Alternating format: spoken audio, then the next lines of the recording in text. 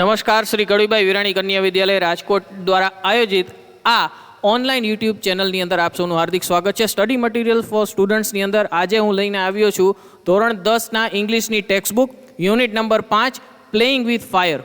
હું છું દીપેશ જોશી અને આજે આપણે આ પાઠની શરૂઆત કરીએ છીએ.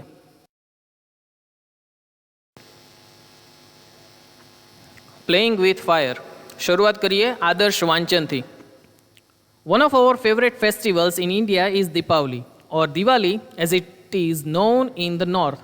There is nothing to match the excitement when crackers go off in the night sky with a loud bang and a brilliant shower of colors. Many of us might wonder how these fireworks are made and what goes into them. The physics and chemistry of fireworks is as interesting as the sound and the light they emit. The science of fireworks is technically called pyrotechnics, from the Greek word pyre, meaning fire, and techniques, meaning an art. Pyrotechnics includes not only fireworks, but also a whole range of devices that use similar materials and principles, from safety matches that we use every day to solid fuel rocket boosters of the space shuttle. Playing with fire એટલે કે આગ સાથે રમત. અહીંયા આગ સાથે રમત એટલે મુખ્યત્વે ફટાકડાની વાત છે. આપણો સૌથી મનપસંદ તહેવાર ભારતીયનો હોય તો એ છે દીપાવલી, અથવા તો ઉત્તર ભારતમાં એને દિવાળી તરીકે આપણે વધારે સારી રીતે ઓળખીએ છીએ. અને એ દિવાળીની અંદર કોઈ પણ એક્સાઇટમેન્ટ એટલે કે રોમાંચ બીજા કોઈની બરોબરી ન કરી શકે જ્યારે આકાશમાં ફટાકડા ફૂટવા જાય અને એનો જોરદાર અવાજ આવે અને અલગ અલગ પ્રકારના બ્રિલિયન્ટ શાવર ઓફ કલર્સ અને રંગોનો વરસાદ થઈ જાય. Many of us might wonder how this fireworks are made. ઘણા બધાને આપણે નવાઈ લાગતી હશે કે આ ફટાકડા કઈ રીતે બનતા હશે અને what goes into them એટલે કે એની અંદર એવું શું પદાર્થ પડતા હશે. આ જે ફાયરવર્ક્સ એટલે કે ફટાકડાઓ છે એની ફિઝિક્સ અને કેમેસ્ટ્રી એટલે કે ભૌતિક વિજ્ઞાન અને એનું રસાયણ વિજ્ઞાન એ એટલું જ રસપ્રદ છે જેટલા રસપ્રદ એની અંદરથી લાઇટ એટલે કે પ્રકાશ એમાંથી એમિટ એટલે કે ઉત્પન્ન થાય છે અથવા તો મુક્ત થાય છે. તો સાયન્સ ઓફ ફાયરવર્ક્સ એટલે કે ફટાકડા પાછળના વિજ્ઞાનને પાયરોટેકનિક્સ કહેવામાં આવે છે, જે ગ્રીક વર્ડ પાયર એટલે કે જેનો અર્થ થાય અગ્નિ અને ટેકનિક્સ એટલે કે જેનો અર્થ થાય આર્ટ એટલે કે કળા. પાયરોટેકનિક્સની અંદર ઇન્ક્લુડ એટલે કે સમાવેશ કરવામાં આવે છે ફક્ત ફટાકડા જ નહીં પણ એ આખા જેટલા પણ એ સમૂહ જે ડિવાઇસ આવે છે અલગ અલગ પ્રકારના સાધનો કે જે સેમ મટીરિયલ એટલે કે એ જ પ્રકારનું મટીરિયલ એટલે કે સાધનોનો ઉપયોગ કરે છે અને પ્રિન્સિપલ્સ એટલે કે સિદ્ધાંતનો ઉપયોગ કરે છે. એમાં સેફટી મેચિસ પણ આવી ગઈ એટલે કે ઘરમાં ઉપયોગ થતી બાકસ અને જે આપણે રોજબરોજ ઉપયોગ કરીએ છીએ, અને સોલિડ ફ્યુલ રોકેટ બૂસ્ટર્સ એટલે કે સોલિડ ફ્યુલ રોકેટ બૂસ્ટરની અંદર જે ઘન બળતણ ધરાવતા રોકેટના જે પદાર્થો છે સ્પેસ શટલમાં મૂકવામાં આવે છે, આ બધાની અંદર આ એક જ પ્રકારની ટેકનોલોજી એક જ પ્રકારના સાધનો પદાર્થો અને સિદ્ધાંતોનો ઉપયોગ થતો હોય છે.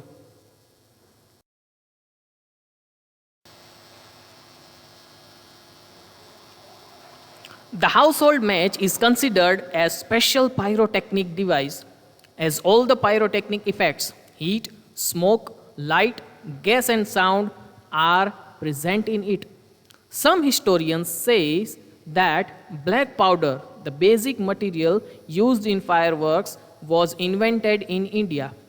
Shukranti, written more than 2000 years ago, has references to weapons similar to guns and projectile weapons. However, the Chinese are generally considered the pioneers of pyrotechnics. They are said to have developed black powder more than 1000 years ago.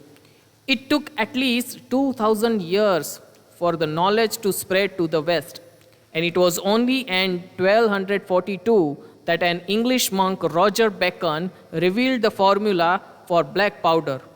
He considered it such a dangerous substance that he wrote of it in a code language.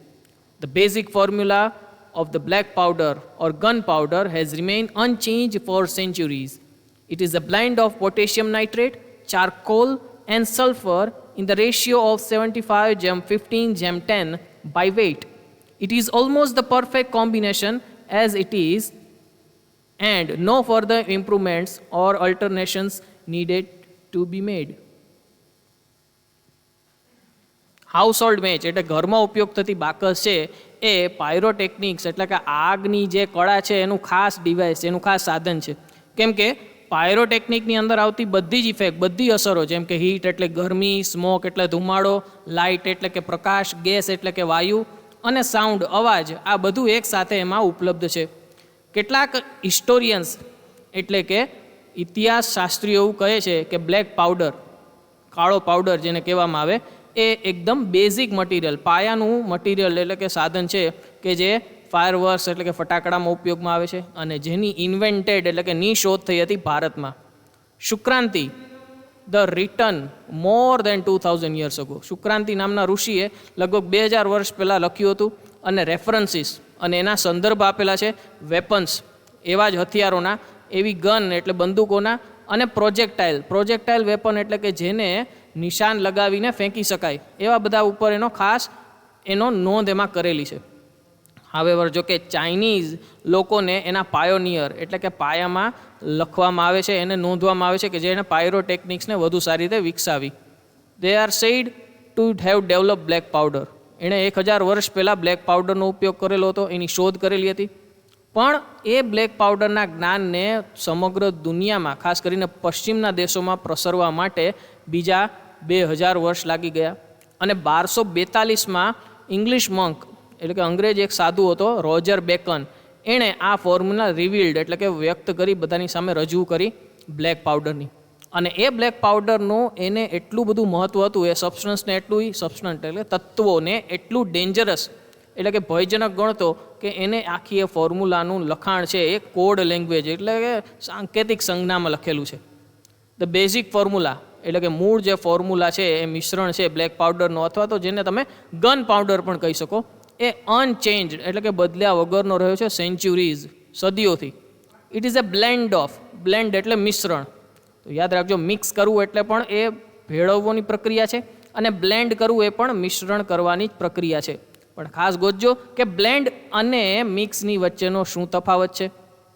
Blend of potassium nitrate એક પ્રકારનો એ તત્વ છે, charcoal એટલે કે કોલસો અને sulphur, એનો ratio છે 75:15:10, એના વજનના અનુપાતમાં એ લોકો એને ભેગો કરે છે.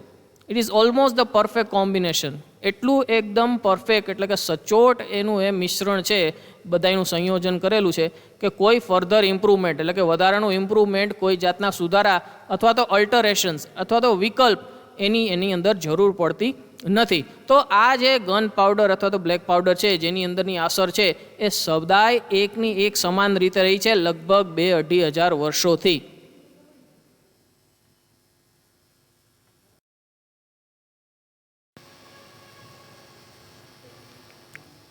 Experts say that this might be the only chemical product still using the same age-old proportions and manufacturing techniques. However, with the development of modern chemistry, light and color effects have become common in fireworks. In the last century, the discovery of aluminum, magnesium, and titanium, which burn at high temperatures emitting bright light, dramatically improves the brilliance of fireworks. Similarly, colors too are a recent development. The principal colors are formed in one of two ways: luminescence and incandescence. Incandescent light is produced when a substance is heated so much that it begins to glow. Heat causes the substance to become hot and glow, initially emitting infrared, then red, orange, yellow, and white light as it becomes increasingly hotter. When the temperature of firework is controlled, the glow of its metallic substance can be manipulated to be a desired color at the proper time. નિષ્ણાંતો એવું કહે છે કે આ એકમાત્ર કદાચ એવું રાસાયણિક ઉત્પાદન છે કે જે હજી સદીઓ જૂનું પ્રોપોર્શન એટલે કે પ્રમાણ અને મેન્યુફેક્ચરિંગ ટેકનિક, મેન્યુફેક્ચરિંગ એટલે બનાવવાની પ્રક્રિયા, એની એ જ ટેકનિકનો હજી ઉપયોગ થઈ રહ્યો છે. હાવેવર જો કે મોડર્ન કેમેસ્ટ્રી, આધુનિક રસાયણશાસ્ત્રના વિકાસ સાથે ફટાકડાની અંદર લાઇટ એન્ડ કલર એટલે કે અલગ અલગ પ્રકારનો અજવાળું અને રંગો છે એમાં ઉમેરવામાં આવ્યા. પાછલી સદીમાં જ્યારે એલ્યુમિનિયમ, મેગ્નેશિયમ અને ટાઇટેનિયમ ધાતુની શોધ થઈ, આ ત્રણેય ધાતુ કેવી છે?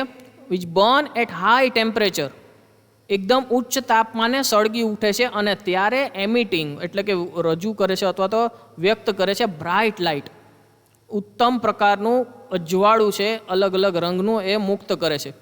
એણે dramatically improve the brilliance of firework, અને ફટાકડાની જે ચમક છે એને અચાનક રીતે નાટ્યાત્મક રીતે એણે એકદમ સુધારો કર્યો. સિમિલરલી સમાન ધોરણે કલર પણ એ તાજેતરનું જ સંશોધન છે. Principal colours are found in one of two ways.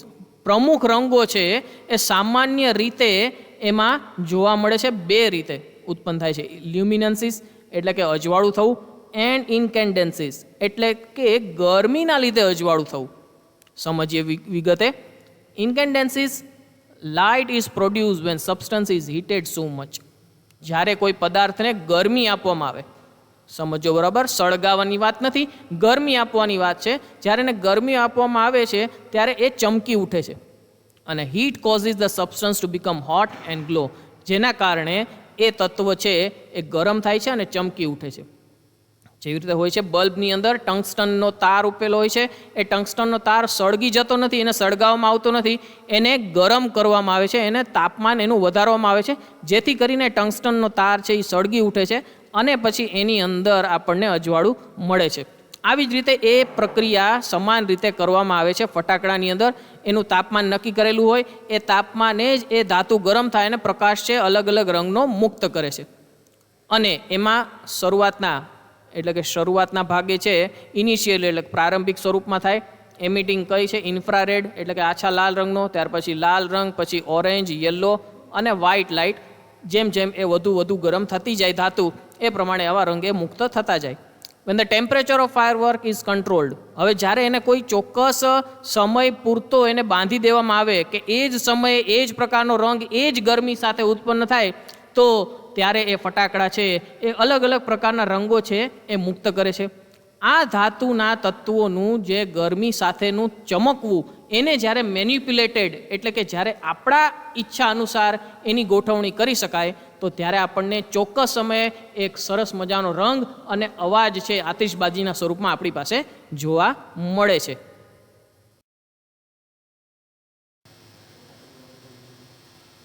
Video અંત સુધી નિહાળ્યો બદલ આપનો ખૂબ ખૂબ આભાર. Thank you.